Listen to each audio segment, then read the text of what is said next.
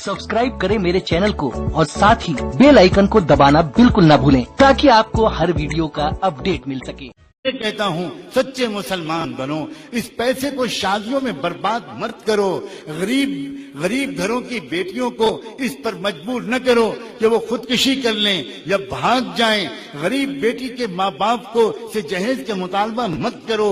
हराम है, शरीयत इस्लामी में जहेज हराम है, हराम। और ए नौजवानों, मैं तुमसे ये कहता हूँ कि अपने माँ बाप से कह देना कि आप हरगिज जिस घर में मेरा रिश्ता भेजें, खुदा के लिए साफ कह दीजिएगा कि हमें लड़की चाहिए, लड़की के साथ कुछ नहीं चाहिए। मैं इतना गरीब और फकीर नहीं हूं कि मेरे घर में तो बर्तन नहीं है, तुम्हारे यहाँ से डिनर सेट आएगा तो मैं प्लेट में खाना खा पाऊंगा। हमारे घर में तो केले के छिलके में खाना खाया जाता है।